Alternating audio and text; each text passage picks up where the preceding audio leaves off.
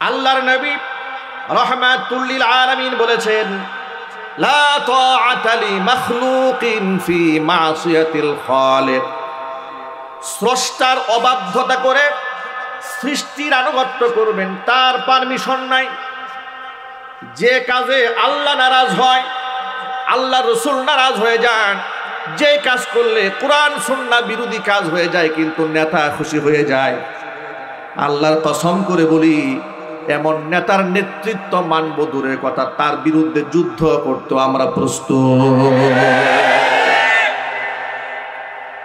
আল্লাহকে নারাজ করে পৃথিবীর মানুষকে খুশি করার কোনো সুযোগ নাই। প্রমাণ কি? 30 পারা কোরআনের সূরা আনকাবুতের 6 নম্বর আয়াত আল্লাহ পাক আয়াতের মধ্যে বলেছেন, ওয়াসাইনাল ইনসানা বিওয়ালিদাইহি হুসনা। পৃথিবীর মানুষদেরকে আমি নির্দেশ দিয়েছি তারা যেন বাপ মার সাথে সুন্দর আচরণ করে। আপনাদেরকে ছোট্ট করে একটা কথা বলি, এই দুনিয়াতে আল্লাহ রাব্বুল আলামিনের পরেই বাপ মার সম্মান আল্লাহ পাক তুলে ধরেছেন। জোরে কোন সুবহানাল্লাহ। আল্লাহ পাক বাবা মাকে এত ইজ্জত দিয়েছেন, এত সম্মান দিয়েছেন। কমপ্লিট কোড অফ লাইফ, পরিপূর্ণ জীবন ব্যবস্থা রয়েছে ইসলামে। ইসলাম যদি কেউ মান্য করে চলে, তার দ্বারা তার বাবা মা নির্যাতিত হবে না, তার দ্বারা স্ত্রী নির্যাতিত হবে না, তার দ্বারা প্রতিবেশী নির্যাতিত হবে না, তার দ্বারা সমাজের মানুষ নির্যাতিত হবে না। কারণ সেই ব্যক্তি নববী আদর্শে আদর্শিত হবে। নবী করিম সাল্লাল্লাহু আলাইহি সাল্লাম বলেছেন, যারা কোরআন দিয়ে জীবন গড়েছে সর্বপ্রথম পৃথিবীতে তারা ছিল আল্লাহর নবীর সান্নিধ্য ধন্য সাহাবায়ে কেরাম, যারা এক সময় মানুষ খুন করেছে, মদ্যপান করেছে। ইসলাম গ্রহণ করার পরে এক একজনই এমন মডেল হয়ে গেলেন। আল্লাহ রাসূল বলেন, আসহাবি কান নুজুম ফাবিআইয়িহিম ইকতাদাইতুম ইহতাদাইতুম। আমার সাহাবীরা সকলে আসমানের নক্ষত্র সমতুল্য। লক্ষ লক্ষ সাহাবীদের ভিতর থেকে যে কারো অনুসরণ করলেই তুমি হেদায়েতের পথ পেয়ে যাবে। সাহাবীদের সম্পর্কে আল্লাহর নবী এত দামি কথা বললেন যে সাহাবায়ে কেরাম তারা নক্ষত্র সমতুল্য কেন হলেন? তার কারণ কোরআনটাকে তারা এমনভাবে আঁকড়ে ধরতে সক্ষম হয়েছিলেন, গোটা জীবন তারা দিতে প্রস্তুত হয়েছিলেন, কিন্তু কোরআন সুন্নাহর আদর্শের ক্ষেত্রে আপোষ করতে রাজি হন নাই। নিশ্চয় আপনারা সকলে ইতিহাস জানেন, সাহাবীদের মধ্যে 10 জন সুসংবাদ প্রাপ্ত জান্নাতের তারা ছিলেন, আশারায়ে মুবাশশারা বলা হয়। আবু বকর, উসমান গনি, হযরত আলী কাররামাল্লাহু ওয়াজহা সহ সাদ বিন আবি ওয়াক্কাস রাদিয়াল্লাহু তাআলা আনহু জান্নাতের সুসংবাদ প্রাপ্ত 10 জনের অন্যতম একজন সাহাবীর নাম ছিল সাদ বিন আবি ওয়াক্কাস। এই সাদ বিন আবি ওয়াক্কাস রাদিয়াল্লাহু তাআলা আনহু নবী করিম সাল্লাল্লাহু আলাইহি সাল্লামের দুঃসম্পর্ক আত্মীয় ছিলেন। প্রাথমিক যুগে যারা ইসলাম গ্রহণ করেছিলেন তাদের মধ্যে অন্যতম একজন সাহাবীর নাম ছিল সাদ বিন আবি ওয়াক্কাস, যিনি মূর্তি পূজা বাদ দিয়া তাওহীদের সুশীতল ছায়াতলে আশ্রয় গ্রহণ করেন। কিন্তু তিনি খুব মা ভক্ত ছিলেন। তার মায়ের নাম ছিল হিমনা বিনতে আবি সুফিয়ান, মুশরিক মূর্তি পূজারী। হিমনা বিনতে আবি সুফিয়ান সাদ বিন আবি ওয়াক্কাসকে ডেকে বলে, ও সাদ, আমি তোমার মা, তুমি তো আমারে মহব্বত করো, দারুণ মহব্বত করি। আল্লাহর পরে এই পৃথিবীতে আপনাকে আমি বড্ড ভালোবাসি। ও সাদ, তুমি যে আমাকে এতটা পছন্দ করো, এতটা ভালোবাসা, তুমি তো তোমার ভাষ্য অনুযায়ী আল্লাহর কোরআন মানো বলে কোরআন মানি। তোমার কোরআনেই তো লেখা আছে বাপ মার কথা মান্য করতে হবে। বলে নিশ্চয় আছি। তাহলে আমি মা হয়ে তোমাকে নির্দেশ দিচ্ছি, তুমি আজকে কালিমা ছেড়ে পূর্বের ধর্মে ফিরে আসো। আমি তোমার মা হয়ে বললাম, কারণ কোরআনে আছে মায়ের নির্দেশ মান্য করতে। সাদ বিন আবি ওয়াক্কাস রাদিয়াল্লাহু তাআলা আনহু বললেন, মা, আমি অবশ্যই তোমাকে মহব্বত করি, এ কথা সত্য, কিন্তু আল্লাহর নির্দেশ অমান্য করে আমি তোমার কথা মানতে রাজি নই। সাদ বিন আবি ওয়াক্কাসের মা একটা ব্ল্যাকমেল করলো, মেন্টালি টর্চার করার জন্য একটা কৌশল অবলম্বন করলো। যেহেতু ছেলে তার মায়ের প্রতি খুব দুর্বল, মা এটা খুব ভালো করেই জানে। এই জন্য মা ছেলেকে ডেকে বলে, সাদ শোনো, তুমি যদি ধর্ম না ছাড়ো, পৌত্তলিকতার ধর্ম গ্রহণ যদি তুমি না করো, তাহলে আমি তোমার মা অনশন ধর্মঘট চালু করলাম, আজকের পর থেকে আমি খানা পিনা বাদ দিয়ে দিলাম, আমি খাবারও খাবো না, পানিও খাবো না। তুমি কি পারবে দৃশ্য দেখতে? খাবার গ্রহণ না করি, পানি গ্রহণ না করে, তৃষ্ণায় ক্ষুধার যন্ত্রণা আমি ছটফট করতে করতে তোমার সামনে মারা যায়, এই দৃশ্য দেখে কি তুমি সহ্য করতে পারবে? সাদ বিন আবি ওয়াক্কাস রাদিয়াল্লাহু তাআলা আনহু বড় বিপাকে পড়ে গেলেন, অস্থির হয়ে গেলেন, দৌড়ে গেলেন আল্লাহর নবী রাহমাতুল লিল আলামিনের কাছে গিয়ে বলেন, ইয়া রাসূলুল্লাহ, ইয়া হাবিবাল্লাহ, আমার মা তো অনশন ধর্মঘট করে বসে আছে, মা আমাকে বলেছে কালিমা না ছাড়লে না খেয়ে মারা যাবে, আমার করণীয় কি আপনি আমাকে বলে দিন। আল্লাহর হাবিব রাহমাতুল লিল আলামিন অপেক্ষায় থাকলেন, আল্লাহর পক্ষ থেকে কোনো ফয়সালা আসে নাকি। আল্লাহ রাব্বুল আলামিন জিবরিল মারফত আয়াত নাজিল করে দিলেন। আল্লাহ পাক সূরা আনকাবুতের 6 নম্বর আয়াত নাজিল করে আইন পরিষ্কার করে দিয়েছেন যে অবশ্যই মানুষদেরকে নির্দেশ দিয়েছি মা বাবার আনুগত্য করবে, তবে সেই বাপ মা যদি শিরিক করতে বলে বাপ মার এই আদেশ সন্তান মান্য করবে না। আল্লাহ পাক আয়াতের মধ্যে স্পষ্ট বলেন, وَوَصَّيْنَا الْإِنسَانَ بِوَالِدَيْهِ حُسْنًا, আমি মানুষদেরকে নির্দেশ দিয়েছি তারা যেন বাপ মার সাথে ভালো আচরণ করে, তবে এই ক্ষেত্রে একটা মূলনীতি মনে রাখবে, ওয়াইন জাহাদাকা, তোমার বাবা তোমার মা যদি তোমাকে বল প্রয়োগ করে, চাপ দেয়, প্রেশার ক্রিয়েট করে, লিতুশরিকা বি, আমি আল্লাহর সাথে শরীক স্থাপন করার জন্য, মা লাইসা লাকা বিহি ইলম, যেই ব্যাপারে তোমার ইলম নাই, তুমি জানো আমি আল্লাহ এক এবং একক। ঠিক কিনা বলেন? এক বাক্যে জবাব দেয়া বলেন, আমাদের রব কজন? তার কোনো শরীক আছে? ছেলে মেয়ে আছে? সাহায্য সহযোগিতা করার কেউ আছে? কোনো প্রয়োজন আছে? মোটেও প্রয়োজন নাই। এক বাক্যে জবাব দেয়া বলেন, রিজিক দেওয়ার মালিককে? ফসলে বরকত দেওয়ার মালিককে? হায়াত দেওয়ার মালিক, মৌত দেওয়ার মালিক, ছেলে দেওয়ার মালিক, মেয়ে দেওয়ার মালিক, এই বিশ্বাস যদি তোমার থেকে থাকে, আল্লাহ পাক বলছেন খবরদার, ওয়াইন জাহাদাকা, যে বাপ মার এত সম্মান দিয়েছি ওই বাপ মাও যদি তোমাকে আমি আল্লাহর সাথে শরীক স্থাপন করতে বলে, তাহলে ফালা তুতিউহুমা, এই ব্যাপারে বাপ মার কথাও মান্য করা যাবে না। আজকে আমাদের সমাজের মধ্যে দেখবেন কিছু লোকেরা কুফরি শিরকি করার পরে উল্টা ব্যাখ্যা দাঁড় করায়। কথা বলেন, পূজা মণ্ডপে গেছে, দেখেন মুসলমানের সন্তান গেছে পূজায়, যাওয়ার পরে এরপরে পৌত্তলিক যারা ধর্মে অবলম্বন যারা করেছে ওই সমস্ত মুশরিকেরা এদেরকে পূজা দিয়ে বরা শুরু করলো, এদের কপালের মধ্যে তিলক পরায় দিল, কিছু বলে না। কি বলে জানেন? ব্যাখ্যা কি বলে? আমি রাষ্ট্রের গুরু দায়িত্বে আছি তো এক চাকরিগুলো করতেই হয়। গলার মধ্যে পূজার মালা পরে বসে আছে মুসলমানের সন্তান, গলার মধ্যে দেবদেবীর মূর্তির রুমাল পরে আনন্দিত হয়, এর থেকে নির্লজ্জতা আর কি হতে পারে? কথা বলেন না, ঠিক কিনা বলেন?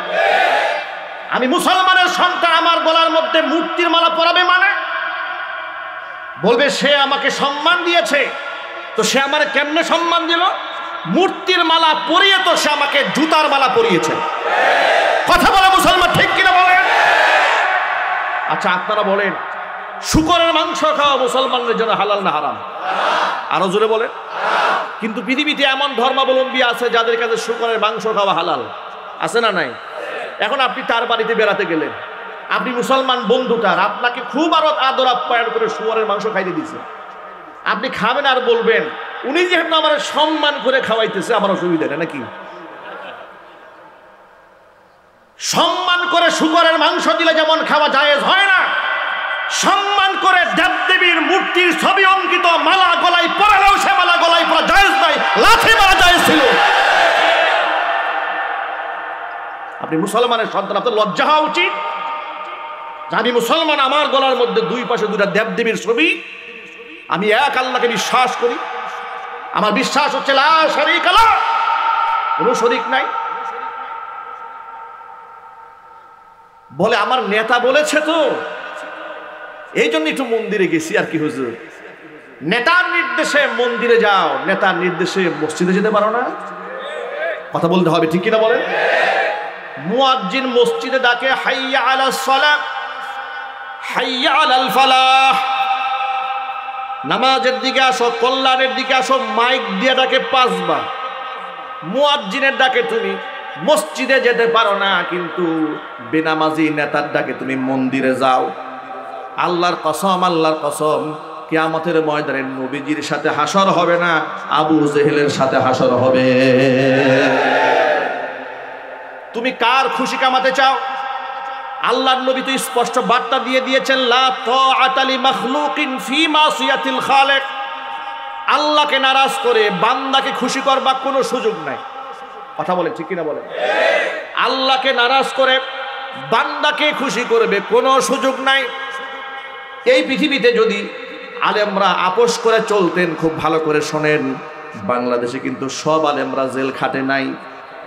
সব আলেম জেল খাটছে? সমস্ত আলেমের মাহফিল বন্ধ হয়েছে। কাদের মাহফিল বন্ধ হয়েছে, কারা জেল খেটেছে, কারা মসজিদ ছাড়তে হয়েছে, এলাকা কাদের ছাড়তে হয়েছে শোনেন। যখন স্বৈরাচারী সরকার সিদ্ধান্ত গ্রহণ করল বড় বড় মূর্তি বানাবে, রাষ্ট্রের টাকায় বড় বড় মূর্তি সম্মানের জন্য এখানে সেখানে বানাবে, পুরান ঢাকার চত্বরে বিরাট করে বানাবে, আলেমরা বললেন মৃত ব্যক্তির নামে মূর্তি বানানো তো জায়েজ নাই, আর মূর্তিতে মানুষের সম্মান আসে না। মুসলমানের আদর্শ পৌত্তলিকতায় নয়, মুসলমানের আদর্শ ভাস্কর্যে নয়। যদি আপনি মৃত ব্যক্তির জন্য ভালো কিছু করতে চান তো তার নামে মসজিদ বানান, এতিমখানা বানান। আমার এই কথাগুলো এখনো রেকর্ড আছে, আপনি ইউটিউব সার্চ করলে ওই সময়কার বক্তব্য, যখন ভাস্কর্য নিয়ে এক দেশে এত গন্ডগোল হয়েছিল, এই সেই বক্তব্যগুলো এখনো রেকর্ড আছে। এখানে অনেক মুসল্লিরাও আছে যারা সেই জুমার খুতবায় আমার ছিলেন সামনে। আমি বলেছি আপনারা মসজিদ বানান, আপনারা এতিমখানা করেন মৃত ব্যক্তির জন্য, ইসলামে সব হবে, ফায়দা হবে। কিন্তু আমাদের কথা আপনারা না শুনে বয়ান শেষ হয়েছে, পিছনে গিয়ে এক বলে হুজুর তো জাতির পিতার বিরুদ্ধে দারুণ বয়ান দিছে। উনি জাতির পিতারে ভালোবাসে না, উনি বঙ্গবন্ধুকে ভালোবাসে না। তোমরা এত ভালোবাসো বঙ্গবন্ধুকে, আলেমদের কথা লঙ্ঘন করে তোমরা মূর্তি বানিয়েছ। সেই মূর্তির উপর দাঁড়িয়ে যখন বাচ্চারা পেশাব করলো তখন তোমাদের ভালোবাসা কোথায় গিয়েছিল?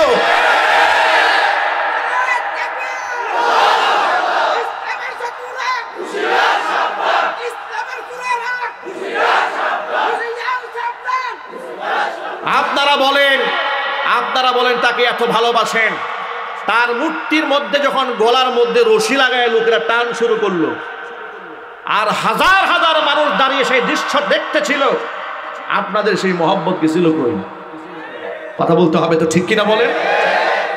আলেমদের কথা না শুনে এই পৃথিবীতে যারা কাজ করেছে তারাই জুতার বাড়ি খেয়েছে। এই জন্য বার্তা বড় স্পষ্ট, আল্লাহকে নারাজ করে বান্দাকে খুশি করার কোনো সুযোগ নাই। আমরা তাদের সাথে আপোষ করে মূর্তির পক্ষে কথা বলতে পারি নাই, মূর্তির বিরুদ্ধে কথা বলেছিলাম বিধায় আমাদেরকে মামলা দেওয়া হয়েছিল, আমাদেরকে বিনা নোটিশে মসজিদ থেকে তাড়িয়ে দেওয়া হয়েছিল। তোমরা এক মসজিদের মিম্বার থেকে আমাদের তাড়িয়ে দিয়েছিলে, শত মিম্বার আল্লাহ পাক আমাদের জন্য প্রস্তুত করে দিয়েছে। তোমরা কয় মসজিদের মিম্বার থেকে আমাদেরকে তাড়াবে? এখন আমাদেরকে 5-7টা মসজিদের খতিব হওয়ার জন্য পাগলের মতো লোকেরা চলে বেড়াচ্ছে।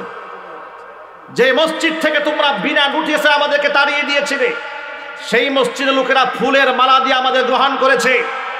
আর যাদের ষড়যন্ত্রে আমরা এখান থেকে বের হয়েছিলাম, পাবলিক অপেক্ষা আছে তোমাদেরকে জুতার মালা দেওয়ার জন্য। মুসলমান কথা বলতে হবে, ঠিক কিনা বলে?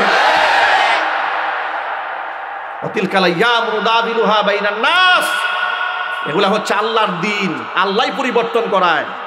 সুতরাং অহং প্রদর্শন করে আলেম ওলামাদের বিরুদ্ধে যেও না। আলেমরা নবীগণের ওয়ারিস। কার ওয়ারিস জোরে বলেন, আরো চিল্লায় বলেন। আলেমরা নবীগণের ওয়ারিস, তাদের সাথে বিয়াদবি করো। প্রিয় যুবক ভাইরা, মূল কথায় ফিরে আসি। আল্লাহ সুবহানাহু ওয়া তাআলা আয়াত নাযিল করলেন। সাদ বিন আবি ওয়াক্কাস রাদিয়াল্লাহু তাআলা আনহু নবীজির কাছে জানতে চেয়েছেন, ইয়া রাসূলুল্লাহ, আমার মা তো না খায় আছে, আমি কি করব, একটু জবাব দেন। আল্লাহ পাক বললেন, ওয়া ইন জাহাদাকা লিতুশরিকা বি মা লাইসা লাকা বিহি ইলমুন ফালা তুতি'হুমা। যদি তোমার বাবা মা তোমাকে শিরিক করতে বলে তাহলে বাপ মার কথা মান্য করা যাবে না, কারণ মনে রেখো ইলাইয়া মারজিউকুম ফাউনাব্বিউকুম বিমা কুনতুম তা'মালুন। আমি আল্লাহর কাছেই তোমাদের ফিরে আসতে হবে, তোমাদের কৃতকর্মের সমস্ত বর্ণনা তোমাদের সামনে আমি সেদিন পেশ করব। আমার ভাইরা এক বাক্যে জবাব দিয়ে বলেন, কোনো পৃথিবীর কোনো মানুষ যদি আমাকে শিরিক করতে বলে তাহলে কি তাকে খুশি করার জন্য আমি শিরিক করতে পারবো? কোনো সুযোগ আছে? আরো চিৎকার দিয়ে বলেন। বিগত জীবনে স্বৈরাচারী সরকার ইসলামের বিরুদ্ধে এখনো কোনো পদক্ষেপ নাই যে গ্রহণ করে নাই। বুরকার বিরুদ্ধে তাদের আন্দোলন ছিল, কথা বলেন না? বিশ্ববিদ্যালয় টিএসসি চত্বরে প্রকাশ্যে গাঁজা খাওয়া হয়, কিন্তু গাঁজাখুরের বিরুদ্ধে জীবনে কেউ কথা বলে নাই। কিন্তু সেই বিশ্ববিদ্যালয় মেয়েরা বুরকা পরে যাওয়ার কারণে বিশ্ববিদ্যালয়ের শিক্ষক বলেছে, অধ্যাপক বলেছে যে মেয়েরা হাত মোজা পা মোজা সারা শরীর আবৃত করে বিশ্ববিদ্যালয়ে লেখাপড়া করতে আসে, তাদের বিশ্ববিদ্যালয়ে না এসে ঘরের মধ্যে বসে থাকা দরকার। বিশ্ববিদ্যালয়ে তারা বোরকা সহ্য করে নাই। সর্বশেষ কি করেছে শোনেন, সর্বশেষ তারা বলেছে যদি কোনো মেয়ে পরীক্ষার হলে ঢুকতে চায় অবশ্যই তার চেহারা পাবলিকের সামনে উন্মুক্ত করতে হবে। জোরে জোরে বলেন নাউজুবিল্লাহ। কুষ্টিয়া ইসলামী বিশ্ববিদ্যালয়ের একটি মেয়ে সেখানে ভাইবা পরীক্ষা দিয়েছে। ভাইবা পরীক্ষার মধ্যে তার সম্পূর্ণ আপাতমস্তক বোরকায় ঢাকা ছিল। ঢাকা থাকার কারণে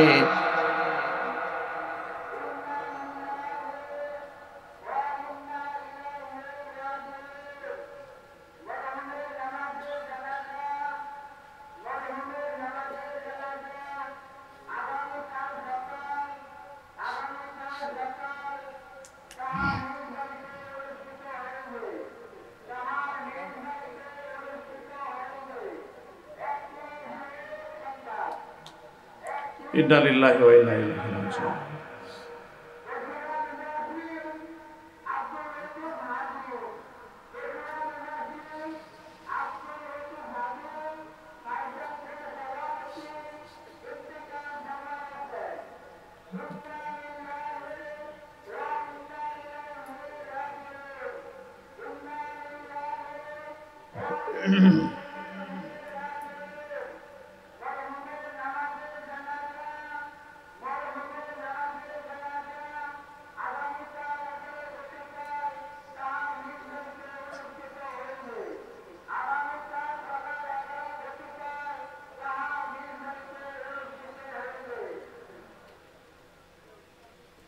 আল্লাহ পাক মারহুমকে মাফ করে দেন। প্রিয় ভাইরা, যে কথা বলতে চাচ্ছিলাম, কুষ্টিয়া বিশ্ববিদ্যালয় ইসলামী বিশ্ববিদ্যালয়, সেখানে একজন ছাত্রী পরীক্ষা দিতে গেছে, ভাইবা পরীক্ষা। সেই ভাইবা পরীক্ষা বোর্ডের দায়িত্বে যারা আছে, ইসলামী বিশ্ববিদ্যালয়ের ছাত্রী বুরকা পরবে এটা তো স্বাভাবিক, কথা বলেন ঠিক কিনা বলেন? পরীক্ষক বলল তুমি যে বুরকা পরে এসছো, চেহারা না খুললে তোমার ভাইবা পরীক্ষা নেবো কেমন? সে বলল চেহারা তো আমি খুলবো না। আর ভাইবা পরীক্ষা দেওয়ার জন্য চেহারা খোলার সাথে কোনো সম্পর্ক আছে? সম্পর্ক না। আপনি চিন্তা করে দেখেন কত বড় লম্পট পরীক্ষার দায়িত্বে থাকলে একটি মেয়ের চেহারা দেখার জন্য পাগল পারা হয়ে গেছে, কথা বলতে হবে ঠিক কিনা বলে? সর্বশেষ মেয়ে বলল না আমি চেহারা খুলবো না। সে বলল যদি চেহারা না খোলা হয় তাহলে পরীক্ষাও নেওয়া হবে না। সর্বশেষ তাকে সেখান থেকে বের করে দেওয়া হলো। গোটা বাংলাদেশে আমরা আন্দোলনের ঝড় তুলেছিলাম, মাহফিলে বক্তৃতা করেছি, আমরা লেখালেখি করেছি। এক সপ্তাহ পরে তাকে আবার বুরকা পরিহিত অবস্থায় তাকে ইন্টারভিউ নেওয়ার সুযোগ দেওয়া হয়েছে। আমার প্রশ্ন হচ্ছে, একটি মুসলিম দেশে সকল ক্ষেত্রে ইসলামিক কালচারগুলোর মধ্যে বাধা কারা প্রয়োগ করেছে? তারাই প্রয়োগ করেছিল যারা দাদা বাবুদের গোলামি করেছে, কথা বলতে হবে ঠিক কিনা বলে? সুতরাং খুব পরিষ্কার কথা, আল্লাহকে নারাজ করে বান্দাকে সন্তুষ্ট করা ইসলামের কোনো সুযোগ নেই। এটা হচ্ছে ইসলামের মূল মেসেজ। সবার আগে আমার কোরআন, সবার আগে আমার আল্লাহ। আমার রাজনৈতিক পরিচয় বড় নয়, আমি আওয়ামী লীগ, বিএনপি, জামাত, জাতীয় পার্টি, এটা আমার রাজনৈতিক পরিচয়, এটা আমার বড় পরিচয় নয়। আমার বড় পরিচয় আমি মুসলমান। সবার উপরে আমার কোরআন। যে নেতা কোরআনের বিরুদ্ধে কথা বলবে সে আমার নেতা নয়, ও আমার পায়ের জুতার ফিতা। এর পক্ষে আছেন কারা? আমি দুহাত দেখতে চাই।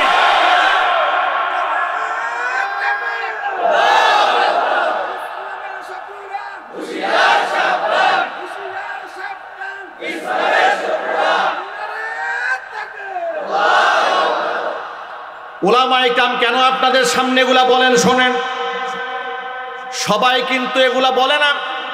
সবাই যদি সঠিক কথা মানুষের কানে পৌঁছে দিত, এই সমাজটা আরো অনেক ভালো হয়ে যেত।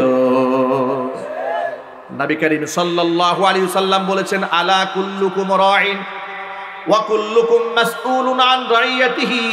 জেনে রেখো, তোমরা প্রত্যেকে আপন আপন জায়গায় দায়িত্বশীল, আর প্রত্যেকের আপন দায়িত্বের ব্যাপারে তোমাকে জবাবদিহিতার কাঠগড়ায় দাঁড়াতে হবে। আমি একজন বক্তা, আমি একজন আলোচক, হাজার হাজার মানুষ আমার কথা শোনে। তাদের সামনে যদি আমি তাওহীদের সঠিক ব্যাখ্যা যদি পৌঁছায় না দেই, কিয়ামতের ময়দানে আল্লাহর আদালতে আমাদের জবাবদিহিতা আছে না নাই? যদি আমি চোখের সামনে দেখি মানুষের মূর্তির সামনে সাহায্য চায়, যদি আমি চোখের সামনে দেখি অসংখ্য লোকেরা মাজারে, কবরের মধ্যে সেজদায় পড়ে আছে, এমন দৃশ্য দেখার পরে আমি যেহেতু কোরআন সুন্নাহ পড়েছি, আমি জানি কবরের মধ্যে সেজদা করে কবরবাসীর কাছে সাহায্য চাইলে ঈমান নষ্ট হয়। এটা জানার পরেও যদি আমি না বলি, তাহলে কিয়ামতের ময়দানে আল্লাহর দরবারে আমার জবাবদিহিতা আছে না নাই? আরো যদি বলেন আছে না নাই? নিশ্চয় আমার জবাবদিহিতা আছে। এই জন্য হকপন্থী আলেম যারা নবী করিম সাল্লাল্লাহু আলাইহি ওয়াসাল্লামের সেই হাদিসখানায় তারা আমল করে, আল্লাহ নবী বলেছেন, মান রাআ মিনকুম মুনকারান ফালিয়ুগাইয়িরহু বিয়াদি। যদি চোখের সামনে অন্যায় কেউ দেখে, সে যেন হাত দিয়ে প্রতিবাদ জানায়। হাত দিয়ে প্রতিবাদ যদি করতে না জানে, তাহলে ফাবিলিসানিহি, যেন জবান দিয়ে প্রতিবাদ জানায়। মুখ দিয়েও যদি বলতে না পারে, ফাবি কলবিহি, অন্তর দিয়ে যেন কাজটার পরিবর্তনের চিন্তা করে। ওয়াযালিকা আদআফুল ঈমান, এটা হচ্ছে ঈমানের একেবারে দুর্বল পয়েন্ট। কিন্তু ফার্স্ট ক্লাস মানের ঈমানদার হলো অন্যায় যেখানে প্রতিরোধ, সেখানে যে ব্যক্তি অন্যায়কে প্রতিরোধ করতে পারবে সেই ব্যক্তি ফার্স্ট ক্লাসের ঈমানদার। ওমরে ফারুক রাদিয়াল্লাহু তাআলা আনহু বলেছেন, পৃথিবীতে অন্যায়ের প্রতিবাদ করতে করতে, হক কথা বলতে বলতে আমার অবস্থা এমন হয়েছে, এই দুনিয়াতে আমার কোনো বন্ধু ছিল না। মনে রাখবেন, যারা হক কথা বলে তাদের সমাজে শত্রু দাঁড়ায় যায়। কথা বলেন না, ঠিক কিনা বলেন? বলে আমাদের খতিব সাহেব খুব বুজুর্গ মানুষ, সবাই তারে ভালোবাসে। আল্লাহর কসম, যারে সবাই ভালোবাসে টাটকা মুনাফিক। কথা বলে না? সবাই যাকে ভালোবাসে সে কি? নির্ভেজাল মুনাফিক। কারণ আল্লাহর নবীকেই তো সবাই ভালোবাসে না। আওয়াজ দেয়, আপনাদের কাছে আওয়াজ দেয় কেন? আল্লাহ রসুলকে সবাই ভালোবেসেছে। এখন আপনারা বলেন, আল্লাহ রসুলের চেয়ে বেশি চরিত্রবান, ওর থেকেও উত্তম আদর্শের কোন মানুষ এই পৃথিবী তার হতে পারে? তার যদি শত্রু হয়ে যেতে পারে, আপনি কোন জায়গার সলিমুদ্দিন এই চিন্তায় আছেন, কেউ যেন আমার কথায় কষ্ট না পায়। এটার নাম ইসলাম নয়, এটার নাম ভণ্ডামি। এটার নাম ইসলামের নীতি নয়, এটার নাম পেট নীতি। মুনাফেকদের কোনো শত্রু থাকে না, তারা সব জায়গায় গিয়ে মিলে যায়, সবাইকে খুশি করে। সবাইকে কি করে? খুশি করে। ওই দেখেছেন না, কিছু লোককে দেখলাম পূজায় গিয়া গীতা পাঠ করা শুরু করছে। মুসলমান, সে পূজায় গিয়া গীতা পাঠ করে। মুসলমান পূজায় গিয়া গজল গায়। ভণ্ডামি তো সীমা থাকা দরকার। কথা বলেন না, ঠিক কিনা বলেন? হযরত ওমর রাদিয়াল্লাহু তাআলা আনহু বলেছেন, বিধর্মীদের যখন পূজা উৎসব শুরু হয়, তখন তোমরা সেই পূজা মণ্ডপের ধারে কাছেও যাবে না। কারণ ওই সময় শিরিক করার অপরাধে ওদের উপর আল্লাহর পক্ষ থেকে লানত বর্ষিত হতে থাকে। আর তুমি সেখানে গিয়া হালুয়া খেতে গিয়েছো, মোহাব্বত আদান প্রদান করতে গিয়েছো। তুমি এত মোহাব্বত পাও, তুমি বলো দুর্গা উৎসব সার্বজনীন। এর থেকে মিথ্যা কথা আর কি হতে পারে? একটা পূজা কি সার্বজনীন হতে পারে? সার্বজনীন মানে হচ্ছে সবাই যেটা গ্রহণ করেছে। ওরা তো অসংখ্য দেবদেবীতে বিশ্বাস করেছে। আপনারা আপনাদের কাছে জবাব নিতে চাই, এক বাক্যে বলেন তো আপনারাও কি অসংখ্য দেবদেবী বিশ্বাস করেন? চিল্লায় বলুন করেন। তাহলে সেটা সার্বজনীন, যদি কোনো মুসলমানের সন্তান যদি বলে যে দুর্গা উৎসব হচ্ছে সার্বজনীন, ওর ইমানে ভেজাল আছে না না? ওর ইমানে ভেজাল আছে। কোনদিন পূজা সার্বজনীন হতে পারে না। আচ্ছা, তোমাদের প্রশ্ন দিয়ে তোমাদের আটকায় দেই, তোমরা যে বললা পূজা সার্বজনীন, তাহলে গজল গাওয়ার অপরাধী গ্রেফতার করলা কেন? কথা বলেন। পূজা যদি সার্বজনীন হয়েই থাকে, তো গজল যে পরিবেশন করা হলো, মামলা করলা কেন? গ্রেফতার করলা কেন? তোমরাই প্রমাণ করে দিয়েছো ধর্ম যার যার উৎসব সবার নয়, ধর্ম যার যার উৎসব তার তার। তোমরা সেটাই প্রমাণ করে দিয়েছো। আর যদি এক সেকেন্ডের জন্য যুক্তিতে মেনেই নেই ধর্ম যার যার উৎসব সবার, এই স্লোগান যদি তোমরা আমাদের উপর চাপিয়ে দিতে চাও, তাহলে এই স্লোগান শুধু পূজার সময় দাও কেন, কুরবানির সময় দাও না কেন? আগামী কুরবানির ঈদে দেশের সমস্ত হিন্দু সম্প্রদায়ের লোকদেরকে দাওয়াত দিলাম আমার বাড়িতে। কথা বলে না। যেহেতু ধর্ম যার যার, উৎসব সেহেতু সবার, আমার কাছে কুরবানির উৎসব, আর এই কুরবানির উৎসব সকাল থেকে হিন্দুদেরকে আমাদের সাথে গরু কাটতে হবে। একটু জোরে বলেন ঠিক কিনা? গরু শুধু কাটলে হবে না, গরুর মাংস খাইতে হবে। তোমার পূজা মণ্ডপে আমার মুসলমান গেছে, তুমি তাকে পূজা দিয়ে বলেছো, মূর্তির মালা গলায় পড়েছ, আর তোমাকে আমি সামান্য গরুর গোশত খাওয়াবো না, এত বড় স্বার্থপর আমি হই নাই। তখন বলবে না না না, এটা আমাদের ধর্মে জায়েজ নাই। আচ্ছা, নিজের ধর্মটা খুব ভালো বোঝো। মুসলমান, বিবেককে জাগ্রত করেন, লজ্জাবোধ একটু সৃষ্টি করেন, একটু শরম আনেন নিজের মধ্যে। আমার মসজিদে তাকে আপনি খুঁজে পান না, আমার কোরবানির তাকে পাওয়া যায় না, আমার বুরকায় তাকে পাওয়া যায় না, আমার ঈদগাহে তাকে পাওয়া যায় না। আমার ধর্মীয় উৎসব যতগুলো আছে, এখনো ছবিগুলো স্ক্রিনশট দিয়ে রেখে দিয়েছি। মুসলমানের সন্তান হজ করে আসছে, হজ করে আসার পরে রাজনৈতিক নেতা পরিচয় দেয় এক দলের, বিরাট বড় সাইনবোর্ড লাগিয়েছে বাড়ির সামনে যে সনাতন ধর্মাবলম্বীদের দুর্গা পূজার শুভেচ্ছা জ্ঞাপন করলাম। হাজী সাহেব বাড়ির সামনে সনাতন ধর্মাবলম্বীদের শুভেচ্ছা উনি দিয়ে দিয়েছে।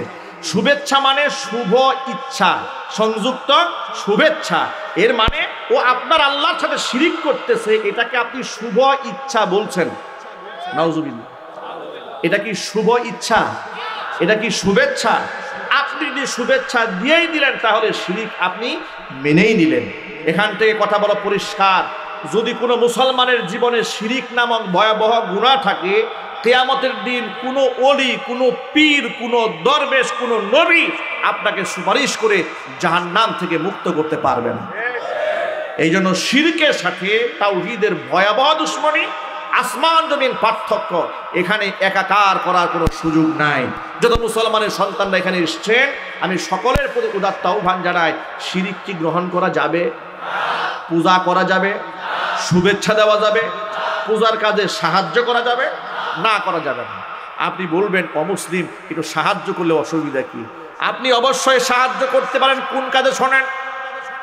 কোনো অমুসলিম ছেলে মেয়েকে লেখাপড়া করাতে পারে না, সাহায্য করেন। অমুসলিম ঘর বাড়ি নাই, ভেঙে গেছে, সাহায্য করেন। বন্যায় বাড়িঘর উড়ে গেছে, সাহায্য করেন। আর সুন্নাহ ফাউন্ডেশনের মাধ্যমে দেখেছেন অসংখ্য হিন্দু পরিবারকে ঘর করে দেওয়া হয়েছে, বাড়িঘর বানিয়ে দেওয়া হয়েছে। বাংলাদেশের অসংখ্য স্বেচ্ছাসেবী সংগঠন হিন্দুদের ঘর বানিয়ে দিয়েছে, বাড়ি বানিয়ে দিয়েছে, কেউ নিষেধ করে নাই। কিন্তু আপনারা বলেন বাড়িঘর বানায় দেওয়া, সাহায্য করা আর পূজায় গিয়া অংশগ্রহণ করা কি এক জিনিস? যদি করেন তো কি পাপটা হবে শোনেন। আল্লাহর নবী রাহমাতুল লিল আলামিন বলেছেন, আলা উনাব্বিউকুম বিআকবারিল কাবাইর, আমি কি তোমাদেরকে সবচাইতে ভয়াবহ কবিরা গুনার কথা বলবো না? সাহাবায়ে কেরাম বললেন, নিশ্চয় আপনি বলবেন। নবীজি বললেন, শোনো, আকবারুল কাবাইরি সালাসা, তিনটা গুনাহ কবিরা গুনার মধ্যেও ভয়াবহ গুনাহ। এর মধ্যে এক নাম্বার গুনাহ হচ্ছে আল ইশরাকু বিল্লাহ, আল্লাহর সাথে শরীক স্থাপন করা। দুই নাম্বার হচ্ছে হুকুকুল ওয়ালিদাইন, পিতামাতার নাফরমানি করা। আর তিন নাম্বার হচ্ছে কাউলুজ জুর আও শাহাদাতুজ জুর, মিথ্যা কথা বলা অথবা মিথ্যা সাক্ষ্য দেওয়া। এই তিনটা কাজ মুসলমান করতে পারে না।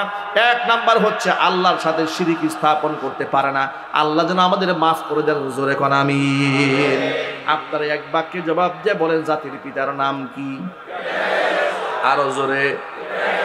কোনো সন্দেহ আছে নাকি? জোর করে জাতির পিতা বানায় দেওয়া যায় না।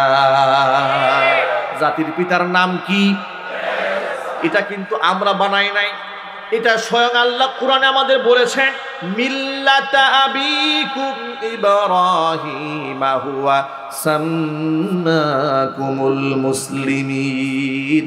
তোমরা তোমাদের জাতির পিতা ইব্রাহিম আলাইহিস সালাতু ওয়াস সালামের আদর্শকে ফলো করো, তিনি তোমাদের নাম মুসলমান রেখেছেন। জোরে কোন সুবহানাল্লাহ। ইব্রাহিম আলাইহিস সালাতু ওয়াস সালাম এত সম্মানিত নবী, কালকে আমাদের কঠিন ময়দানে মানুষ যেন কাতারে কাতারে উলঙ্গ অবস্থায় দাঁড়াবে, গায়ে কোনো জামা থাকবে না, কারো মাথায় টুপি থাকবে না, পোশাক থাকবে না। উম্মুল মুমিনিন মা আয়েশা রাদিয়াল্লাহু তাআলা আনহা নবীজিকে ডাক দিয়ে বলেন, ইয়া রাসূলুল্লাহ, আমরা মহিলা মানুষ, আমরাও কি উলঙ্গ থাকবো নাকি? আল্লাহ নবী রাহমাতুল লিল আলামিন বললেন, নিশ্চয় আয়েশা, সকল মানুষ সেদিন উলঙ্গ হবে। কোরআন কারীমের মধ্যে এসেছে সূরা কাহফের বর্ণনা, ওয়া উরিদু আলা রাব্বিকা সাফফা লাকাদ জিতুমুনা কামা খালাকনাকুম আউওয়ালা মাররা বাল যাআমতুম আল্লান নাজআলা লাকুম মাউইদা। কাতারে কাতারে সেদিন মানুষদেরকে আল্লাহর সামনে দাঁড় করানো হবে। কারো গায়ে কোনো জামা নাই, কোনো পোশাক নাই, কারো কোনো পরিচয় নাই। কে হাজি, কে এমপি, কে মন্ত্রী, কে প্রাইম মিনিস্টার, কে বড় আলেম, কে পীর, আর কে বুজুর্গ, আর কে সাধারণ মানুষ, কোনো ভেদাভেদ নাই। সব মানুষ কাতারে কাতারে রবের সামনে দাঁড়িয়ে আছে, কার গায়ে কোনো জামা কাপড় নাই। মা আয়েশা বলেন, আল্লাহর নবী, এমন অবস্থায় আমাদের কি কোনো শরম হবে না? আল্লাহর হাবিব সাল্লাল্লাহু আলাইহি ওয়াসাল্লাম বলেন, আয়েশা রে, মানুষ সেদিন এমন পেরেশান হয়ে যাবে, গায়ে জামা কাপড় কার আছে আর কার নাই দেখারও সময় থাকবে না। সেদিন সর্বপ্রথম আল্লাহ রাব্বুল আলামিন একজন ব্যক্তিকে জান্নাতের পোশাক পরে সম্মানিত করবেন, যেই ব্যক্তিকে হাসরের মাঠে গোটা আদম থেকে শুরু করে কিয়ামত পর্যন্ত যত মানুষ আসবে দুনিয়াতে, সমস্ত মানুষের সামনে একজন ব্যক্তির গায়ে জান্নাতের পোশাক আল্লাহ প্রথম উঠায় দিবেন। যার গায়ে উঠায় দিবেন তার নাম ইব্রাহিম খলিলুল্লাহ। আরো চিল্লায় এখন আল্লাহু আকবার। এখন আপনারা শুনেন, কেন তাকে এই সম্মানটা দেওয়া হবে? একমাত্র মূর্তির বিরোধিতা করার কারণে। মূর্তি ভাঙার অপরাধী নমরুদ যখন তার গায়ের জামা কাপড়গুলা ছিঁড়ে তাকে অগ্নিকুণ্ডের মধ্যে নিক্ষেপ করে অপমান করে দিয়েছিল, জিবরাইল মারফত আল্লাহ পাক দুনিয়াতেই তাকে জান্নাতের পোশাক পরিয়ে দিয়েছিলেন। জোরে বলুন সুবহানাল্লাহ। পর্যায়ক্রমে সেই পোশাক ইউসুফ আলাইহিস সালাতু ওয়াস সালামের হাত হস্তগত হয়েছিল। ওই পোশাক ইউসুফ আলাইহিস সালাতু ওয়াস সালাম পিতা ইয়াকুবের কাছে পাঠিয়ে দিয়েছিলেন। যেই পোশাকটা চোখে লাগানো মাত্র ইয়াকুব আলাইহিস সালাতু ওয়াস সালামের দৃষ্টি আল্লাহ ফিরিয়ে দিয়েছিলেন। দুনিয়াতে আল্লাহ জান্নাতের পোশাক পরিয়ে হযরত ইব্রাহিমকে সম্মানিত করেছিলেন। যেহেতু তাওহীদ প্রতিষ্ঠার জন্য মূর্তির বিরোধিতা করতে গিয়া তাকে উলঙ্গ হতে হয়েছিল দুনিয়াতে, এই পুরস্কার দিবে আল্লাহ কিয়ামতে। সর্বপ্রথম আল্লাহ রাব্বুল আলামিন ইব্রাহিম খলিলকে জান্নাতের পোশাক পরাইয়া দিবে। এখন আপনারা এক বাক্যে বলেন, তিনি কি ছোট নবী না বড় নবী? দাম কম না বেশি? এত বেশি দাম। আল্লাহ পাক তার খলিলের সাথে ওয়াদা করেছেন, ও আমার খলিল, কিয়ামত দিবসে তোমাকে আমি অপমানিত করব না। অপমান তো দুনিয়াতে হয়েছে তুমি আমার জন্য, কিন্তু কিয়ামতের দিন তোমার বিরাট সম্মান আমি বাড়ায় দেব। এই ওয়াদা আল্লাহর সাথে ইব্রাহিম খলিলের সাথে আছে। হঠাৎ করে তিনি হাসরের ময়দানে তিনি তার বাবার সাথে দেখা হয়ে যাবে। ইয়ালকা ইব্রাহিম আবাহু আযার ইয়াউমাল কিয়ামা ওয়া আলা ওয়াজহি আবিহি কাতারাতুন ওয়া গাবারাতুন। পিতা আজরের সাথে দেখা হবে। সেই মুশরিক বাবা, যে মুশরিক বাবাকে দুনিয়াতে বহু বুঝাইছে মূর্তির কোনো ক্ষমতা নাই, সকল ক্ষমতার মালিককে। বাবা কথা শুনে নাই, উল্টা বিরোধিতা করেছে। সেই পিতার সাথে হাসরের ময়দানে পুত্রের দেখা, পিতার এমন ধুলোমলিন চেহারা দেখে ইব্রাহিম খলিল বড় কষ্ট পাবেন। বাবাকে ডাক দিয়ে বলবেন, আলাম আকুল্লাকা লা তাসিনি, ও আমার আব্বাজান, আমি কি আপনাকে বলি নাই দুনিয়াতে আপনি আমার বিরুদ্ধে যাবেন না? কিন্তু তা আপনি আমার কথা শোনেন নাই।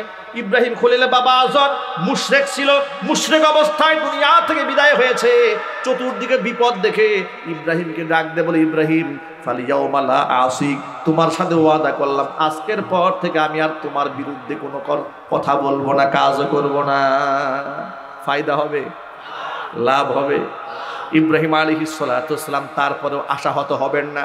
আল্লাহকে ডাক দেয়া বলবেন, রব্বুল আমিন ইন্নাকা ওয়া'আদতানি আল্লা তুখজিয়ানি ইয়াউমা ইউবাসুন, আয় আল্লাহ তুমি না আমার সাথে ওয়াদা করেছিলা পুনরুত্থান দিবসে তুমি আমাকে লাঞ্ছিত করবে না, অপমানিত করবে না। কিন্তু এর চাইতে বড় অপমান আমার জন্য আর কি হতে পারে? আমি সন্তান হয়ে থাকবো জান্নাতে আর আমার পিতা থাকবে জাহান্নামে। এর চাইতে বড় লাঞ্ছনা, এর চাইতে বড় গঞ্জনা আমি ইব্রাহিম খলিলের জন্য তো কিছুই নাই। আল্লাহ পাক তখন বলবেন, ফায়াকুলুল্লাহ ইন্নী কাদ হাররামতুল জান্নাতা আলাল কাফিরিন, পৃথিবীর সমস্ত কুফফারদের জন্য আমি আমার জান্নাতকে হারাম করে দিয়েছি। আল্লাহ পাক যখন দেখবেন ইব্রাহিম খলিলের অন্তরে এখনো পর্যন্ত বাবার মহব্বত আছে, সাথে সাথে আল্লাহ রাব্বুল আলামিন ইব্রাহিম খলিলকে ডাক দিয়ে বলবেন, ও ইব্রাহিম তুমি তোমার দুই পায়ের মাঝখানে একটু তাকাও। ইব্রাহিম খলিল দুই পায়ের মাঝখানে তাকাবেন, তাকায় দেখবেন ফাইদা হুয়া বিদিখুন মুলতাতিখুন, একেবারে তার পিতাকে আল্লাহ পাক নিকৃষ্ট একটা জানোয়ার বানাইয়া, নিন্দিত ধিকৃত, যাকে দেখলে ঘৃণা হয় এমন একটা পশু বানাইয়া তার পায়ের সামনে ফেলে দিয়েছে। ঘৃণা ইব্রাহিম খলিল পিতার থেকে মুখ সরায় নেবে। ফায়ুখাযু বিকাওয়ামিহি ওয়া ইউলকা ফিন্নার, হাদিস শরীফের মধ্যে এসেছে, হাদিসটা বুখারীতেও আছে, মুসলিমেও আছে। ওয়া ইউখাযু বিকাওয়ামিহি ওয়া ইউলকা ফিন্নার, পায়ের মধ্যে ধরা হবে, জাহান্নামে নিক্ষেপ করা হবে। ইব্রাহিম খলিলের বাবাকে আমি মেসেজ দিতে চাই আপনাদের সামনে, এত বড় দামি নবী, জান্নাতের পোশাক সবার আগে যার গায়ের মধ্যে আল্লাহ পাক উঠায় দেবেন, এমন একজন নবী নিজের বাবাকে শিরিক করে দুনিয়া থেকে মারা গিয়েছে, আল্লাহর দরবারে সুপারিশ করে জান্নাত থেকে মুক্ত করতে পারবে না। সুতরাং শিরিক এমন ভয়াবহ গুনাহ, ওই গুনাহ করে যদি কোনো মুরিদ মারা যায়, পীরের বাবারও ক্ষমতা নাই আল্লাহর দরবারে সুপারিশ করবে। কথা বলতে হবে, ঠিক কিনা? এই দুনিয়ার যত মাজার পূজারি আছে, এই কথা বললে আবার কিছু লোকেরা খুব কষ্ট পায়, বলে আমাদেরকে মাজার পূজারি কেন বলেন? মাজার পূজারি তো আপনাদেরকে সবাইকে বলি না, যারা মাজারে গিয়ে সেজদা দেয়, মাজারে সাহায্য চায়, আল্লাহর কসম ওরা মাজারে জিয়ারতকারী নয়, ওরা মাজার পূজারি। কথা বলেন না, ঠিক কিনা বলেন? যারা মাজারকে প্রদক্ষিণ করে কাবা ঘরের মতো, আচ্ছা আছে না নাই? আরো জোরে বলেন।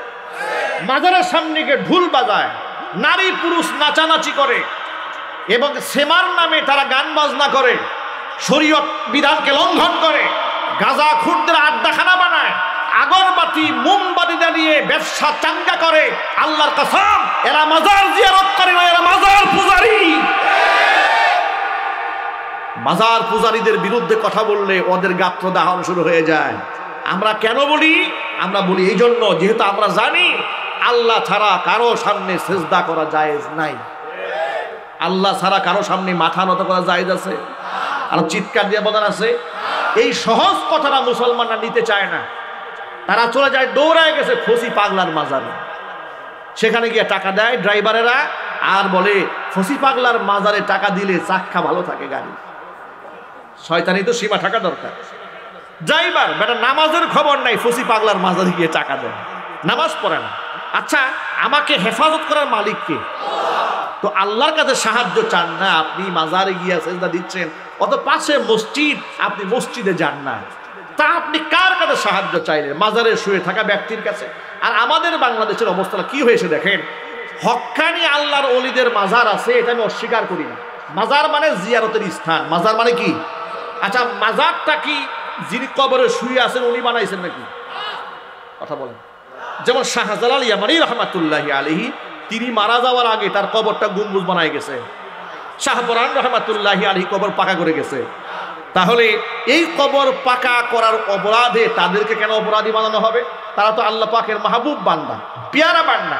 তারা বলেও নাই যে আমাদের কবরে এসে সাহায্য চাও, আমাদের কবরে এসে আমাদের কাছে সাহায্য প্রার্থনা করো, সিজদা দাও, আগরবাতি জ্বালাও, মোমবাতি জ্বালাও, এগুলো তারা বলেন নাই। সুতরাং যারা তাদের নাম বিক্রি করে এই সমস্ত ভণ্ডামিগুলা করে, তারা প্রকৃত অর্থে আল্লাহর ওলিদের চূড়ান্ত শত্রু ছাড়া বন্ধু হতে পারে না। কথা বলতে হবে, ঠিক কিনা? আমি আমার ভাষায় বলি, কবরে শুয়ে থাকা আল্লাহর ওলির যদি দুনিয়াতে ফিরে এসে মানুষকে সতর্ক করার মতো কোনো সুযোগ আল্লাহ পাক দিতেন, সর্বপ্রথম মাজারে শুয়ে থাকা আল্লাহর ওলি মাজার থেকে বের হয়ে এসে মাজারের খাদেমের কল্লা উড়াই দিতেন। কথা বলতে হবে, ঠিক কিনা বলেন? যে ভণ্ডরা তোলা করিস কি? আমার নাম বিক্রি করে টাকা ইনকাম করে এই টাকা যাই কই। কথা বলেন, টাকা কি করিস আগে জবাব দে। ওই যে কিশোরগঞ্জের পাগলা মসজিদে কোটি কোটি টাকা দান বাক্সে বিদেশি টাকা ওঠে। আমি তথ্য তালাশ করতে শুরু করলাম যে এই টাকা আসে কোত্থেকে। ব্যক্তিগত উপলব্ধি, 3 মাস পরে পরে দান বাক্স খুলে 5 কোটি 7 কোটি টাকা উঠে যায়। এত টাকা মহিলারা কানের নাকের ফুল, কানের দুল, গলার মালা, চেন, হাতের বালা সব দিয়ে আসছে, ওখানে বিদেশি ডলার দিয়ে আসছে। তো চিন্তা ভাবনা করলাম এই টাকা পাগলার এই মসজিদে আসে কোত্থেকে। আমি আমার ব্যক্তিগত জীবন থেকেই দেখলাম যে আমার ঘনিষ্ঠ খাদেম বাড়ি বরিশালে, ও একদিন আমাকে ছুটি যাচ্ছে, হুজুর আমার একটু কিশোরগঞ্জ যেতে হবে। কেন কিশোরগঞ্জ কেন যেতে হবে? বলে আমার এক আত্মীয় আমাকে 1000 টাকা দিয়েছে পাগলা মসজিদে পাঠাবার জন্য। তখন আমার কাছে প্রশ্ন হল হয়ে গেছে, বরিশাল থেকে লোক মারফত ছুটি নিয়ে টাকা যদি যায় 1000 কিশোরগঞ্জে, তাহলে বাদ বাকি টাকা যে কত গঞ্জ থেকে আসে তার কোনো ঠিক নাই। কথা বলেন, ঠিক কিনা? এত এতিমখানা, এত মসজিদ, এত মাদ্রাসা থাকতে কেন সেখানে দিচ্ছে? তাকে কে যেন বুঝিয়েছে এটা হচ্ছে এমন একটা মসজিদ, এই পাগলার মসজিদের টাকা কেউ দিলে মনের আশা অত পূরণ। কিংবা কেউ বুঝিয়েছে যা দেবেন তার থেকে বেশি ফেরত আসবে। এই দেশের মানুষ তো দারুণ লোভী, নামাজ পড়ুক আর না পড়ুক। কথা বলে না, ঠিক কিনা বলে? দারুণ লোভী, সেই লোভে টাকা দিয়ে দিয়ে সব পাগলা মসজিদে গিয়ে জমা করছে। এ কথা রেকর্ড হচ্ছে, পাগলা মসজিদ কর্তৃপক্ষ আবার নারাজ হয়েন না যে হুজুর আমাকে ব্যবসা বন্ধ করতেছেন নাকি। বিষয়টা কিন্তু তা নয়। বিষয় হচ্ছে শরীয়তের মূল মেজাজটা আপনাকে বুঝতে হবে। পৃথিবীর মধ্যে 3টা মসজিদ আছে সম্মানিত, অনেক বেশি সম্মানিত। একটা মসজিদের নাম হচ্ছে মসজিদুল হারাম, মসজিদে নববী, মসজিদে আকসা। এই 3টা মসজিদ ছাড়া বিশেষ মসজিদ বলে পৃথিবীতে কোনো মসজিদ নেই। কথা বলে, ঠিক কিনা?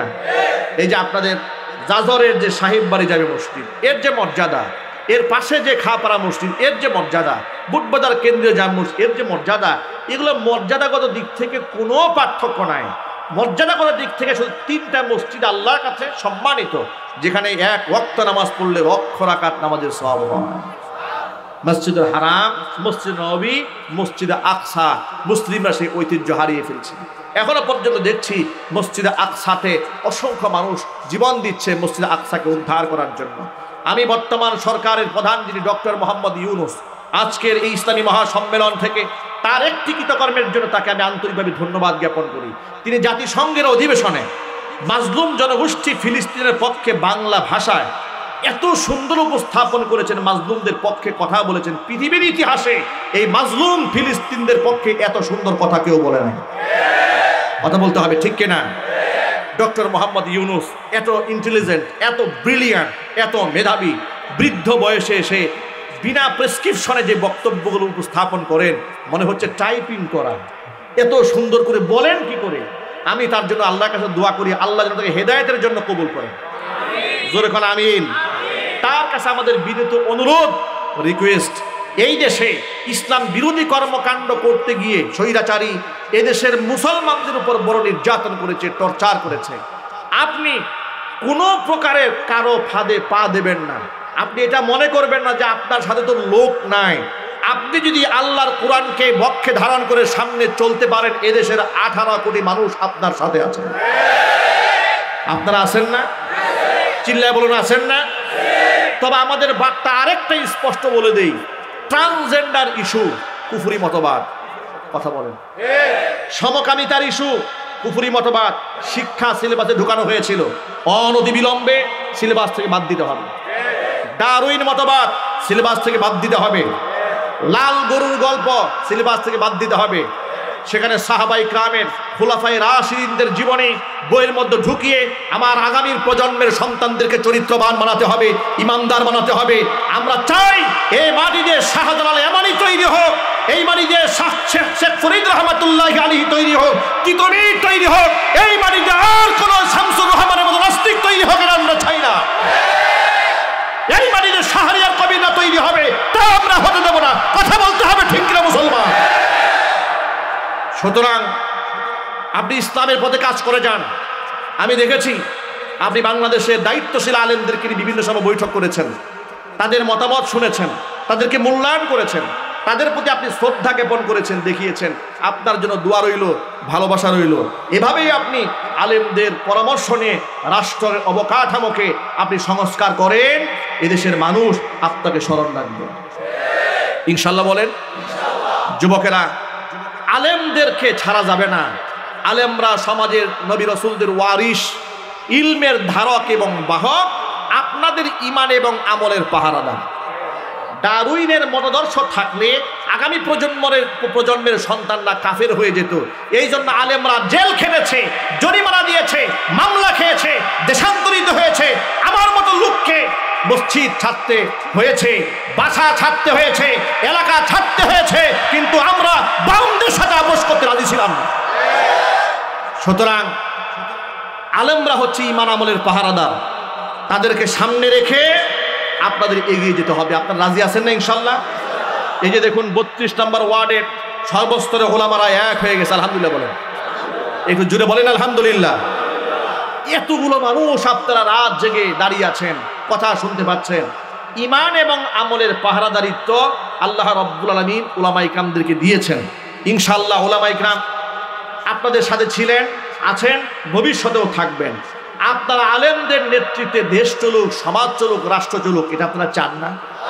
আরো যদি বলুন, আগামীতে কে ক্ষমতায় আসবেন আর কে ক্ষমতায় যাবেন এটা আমরা জানি না, কিন্তু আলেম হিসেবে আপনাদের কাছে আমার বিনীত আবেদন হচ্ছে, খুব ভালো করে শোনেন, আবেদন হচ্ছে, আপনি যে নেতাকেই নির্বাচন করেন আজকে থেকে ওয়াদা করেন কোনো বেনামাজি, কোনো মিথ্যাবাদী, কোনো চরিত্রহীন নেতার পেছনে দৌড়াবেন না।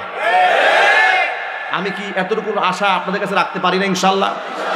যদি বলেন না ইনশাল্লাহ, যে আমরা কোনো বেনামাজির নেতার পেছনে ঘুরবো না, আমরা কোনো মিথ্যাবাদীর পেছনে ঘুরবো না, আমরা চান্দাবাজ টেন্ডারবাজের পেছনে হাঁটবো না, আমরা সত্যনিষ্ঠ ইমানদার ব্যক্তিদের নেতৃত্বে দেশ এবং জাতি এগিয়ে নিয়ে যেতে চাই। আল্লাহ পাক যেন হীরার চেয়ে দামি কথাগুলো আমাদের অন্তরের মধ্যে একেবারে মৃত্যু পর্যন্ত গেঁথে রেখে সেই অনুযায়ী চলার তৌফিক আমাদেরকে দান করেন। মুফতি সাখাওয়াত হোসেন রাজি হাফিজাহুল্লাহ আপনাদের সামনে বলেছেন, দ্বিতীয়বারের মতো দেশ স্বাধীন হওয়ার পরে যেভাবে দেশটা স্বাধীন হলো এবং স্বৈরাচারী যেভাবে পালালো, এইভাবে মারাত্মক পতন, এমন জঘন্য পতন, এমন নৃশংস পতন, পালিয়ে যাওয়ার মতো ঘটনা দেশ স্বাধীন হওয়ার পরে এই প্রথম ঘটেছে। এটা কেন হলো এই ব্যাখ্যা করতে গিয়ে তিনি একটা পয়েন্ট উল্লেখ করেছেন যে বিগত 16 বছরে এই দেশে সবচেয়ে বেশি মাজলুম হয়েছে উলামা ইকরাম। আচ্ছা, এই কথা কি সত্য না অসত্য? আরো জোরে বলতে হবে। এদেশের দাড়ি, টুপি, ইসলামী সংস্কৃতি, তাহজিব, তামাদ্দুন কি পরিমাণ নির্যাতিত হয়েছে, মাজলুম হয়েছে। আমার মতো একেবারে সাদামাটা আবদা মানুষ, আমার গাছার মাহফিলগুলো তারা বন্ধ করে দিয়েছে। কাশিমপুর ফুটবল খেলার মাঠে আমার মাহফিল বন্ধ করে দিয়েছে, চৌরাস্তার মাঠে আমার মাহফিল বন্ধ করে দিয়েছে। এরপরে শফিপুরে আন্ধারমানিক মাদ্রাসার মাহফিল, যেদিন প্রোগ্রাম আগের দিন পুলিশ গিয়ে বলেছে মাদানী সাহেব বয়ান করতে পারবেন। কেন, তার অপরাধ কি? আমাদের এখানে তো মাদানী হুজুরকে কেন্দ্র করেই মানুষ বেশি আসবে, তো উনি বয়ান যদি না করে তো ওয়াজ করে লাভ থাকে। তিনি বলেন অন্য সবাই ওয়াজ করুক, কোনো অসুবিধা নাই, উনি ওয়াজ করতে পারবেন না। কেন পারবেন না? বলে উনি উস্কানিমূলক কথাবার্তা বলেন। আমি উস্কানিমূলক কথাবার্তা বলি? আমি মহাগ্রন্থ আল কোরআন থেকে সূরা আনকাবুতের 6 নম্বর আয়াত আপনাদের সামনে তেলাওয়াত করেছি এবং নবী করিম সাল্লাল্লাহু আলাইহি ওয়াসাল্লামের মণিমুক্তা খচিত হীরক খণ্ডের চেয়েও দামি অজস্র কথামালা থেকে ছোট্ট একটা হাদিস আপনাদের সামনে আমার খুতবায় পাঠ করেছি। সেই আলোকে এই কথার জবাব দেব যে আমি আসলে উস্কানিমূলক কথা বলি কিনা। মনে রাখবেন, ইসলামের ব্যাখ্যা ওলামায়ে কেরাম যদি কোরআন সুন্নাহ অনুযায়ী বাস্তবতার নিরিখে পেশ করতে থাকেন, কোরআন সুন্নাহ বিবর্জিত যত কাজ আছে সব সমাজ থেকে নির্মূল হয়ে যাবে। এমনকি নিঃসন্দেহে এই বক্তব্যগুলো যারা কোরআন সুন্নাহ বিরোধী কাজ করেন তাদের গাত্রদাহন হবে, তাদের বিরুদ্ধে যাবে, এটাই স্বাভাবিক কথা। খুব সহজ ভাষায় বলি, এক বাক্যে জবাব দিয়ে বলুন তো, এই কোরআন কি চুরের পক্ষে? আরো জোরে বলেন। দুর্নীতির পক্ষে? মিথ্যার পক্ষে? ঘুষের পক্ষে? চাঁদাবাজির পক্ষে? মিথ্যা মামলার পক্ষে? আলেমদেরকে গরুর রশি দিয়া বেঁধে নেওয়ার পক্ষে? নারী ধর্ষণের পক্ষে? খুন খারাপির পক্ষে? গুমের পক্ষে? আয়না ঘরের পক্ষে নিশ্চয়ই হবে। এখন আপনারা বলেন, যে কোরআন আয়না ঘরের বিপক্ষে, যে কোরআন মিথ্যা মামলার বিপক্ষে, আমি যদি সেই কোরআনের কথা বলি, যারা আয়না ঘর তৈরি করেছে, মিথ্যা মামলা যারা দিয়েছে, তাদের গাত্রদাহন হবে, এটা স্বাভাবিক। আপনারা বলেন, কোরআন কি তাওহীদের পক্ষে না শিরকের পক্ষে? কোরআন মূর্তির পক্ষে না মূর্তির বিরুদ্ধে? যদি মূর্তির বিরুদ্ধে হয়ে থাকে, যারা গোটা দেশে মূর্তি বানাতে চেয়েছে, রাস্তার মোড়ে মোড়ে মূর্তি বানিয়েছে, এক বাক্যে মুসলমানের ইমানি কণ্ঠকে জাগ্রত করে জবাব দেবেন, যারা মূর্তি বানিয়েছে তারা কোরআনের পক্ষে কাজ করেছে না কোরআনের বিরুদ্ধে কাজ করেছে? কোরআনের বিরুদ্ধে তারা কাজ করেছে। আমরা মূর্তির বিরুদ্ধে বলেছি। মূর্তির বিরুদ্ধে বলেছি মানে কোরআনের মেসেজটা আপনাদের কাছে পৌঁছে দিয়েছি। ওরা আমাদেরকে কি বলেছে? যে আমরা ওদের জাতির পিতার দমানোর চেষ্টা করেছে যাতে করে এই দেশে হক প্রতিষ্ঠিত না হয়। কিন্তু মূল বক্তব্য হচ্ছে, মানুষ যা চায় তা কোনোদিন হয় না, আল্লাহ পাক যা চান তাই হয়। মানুষ যা চায় তাই যদি হতো, তাহলে 41 সন পর্যন্ত যে নৌকা চলার কথা ছিল 24 সনে এসে এমন নৃশংসভাবে ডুবে যেত না। মনে রাখবেন, ওলামায়ে কেরাম নবীগণের ওয়ারিস, আলেমদের বিরুদ্ধাচরণ করে সম্মান নিয়ে বিদায় নিয়েছে দুনিয়া থেকে, এমন একটা ইতিহাসও নাই।